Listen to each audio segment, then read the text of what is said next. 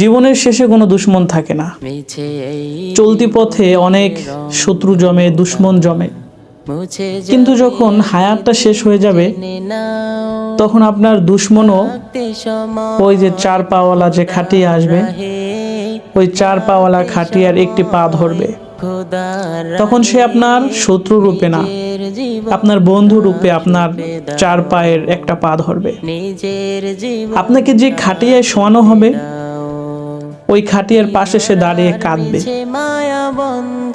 চলতি পথে সে আপনার দুশ্মন ছিল, কিন্তু যখন হায়াত ফুরিয়ে যাবে রবের পক্ষ থেকে ডাক চলে আসবে। যখন আপনার শত্রু শুনবে যে আপনি ইন্তেকাল করেছেন, রবের ডাকে সাড়া দিয়েছেন, তখন তারও মনটা খারাপ হবে, তারও চক্ষু যুগল অশ্রুতে ভরে যাবে। সে একটা মনের ভিতরে ব্যথা অনুভব করবে। আপনাকে যখন গোসল করানো হবে তখন সে আপনার গোসলের পানি এগিয়ে দিবে,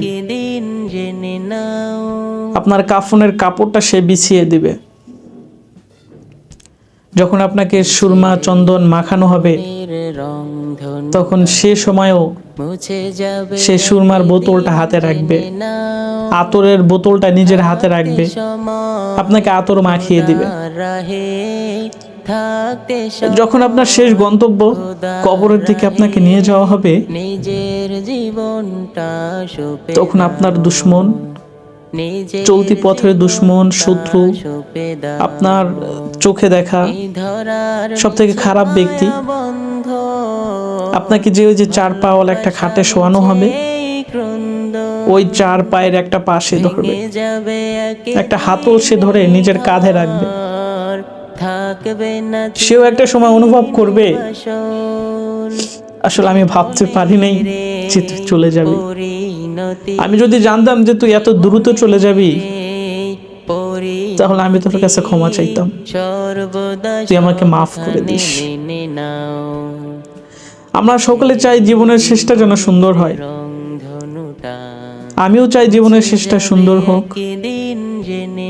ওই যে মানুষ কথা বলে না, শেষ ভালো যার সব ভালো তার।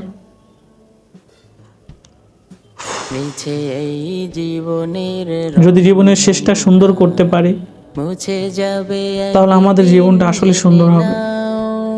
আমি চাই না আমার জীবনে কোনো দুশ্মন থাকুক, কোনো শত্রু থাকুক যাকে দেখলে আমি মাথা নিচু করে হেঁটে চলে যাব। আমি চাই দুনিয়াটা আমার বন্ধু হোক, সকলে আমার বন্ধু হোক, প্রতিটি মানুষ আমার সহচর বা আমি তাদের সহচর্য লাভ করি। আমি কারো দুশ্মন হতে চাই না, আমি সকলের বন্ধু হতে চাই, সকলের সাথে থাকতে চাই, সকলকে নিয়ে বাঁচতে চাই।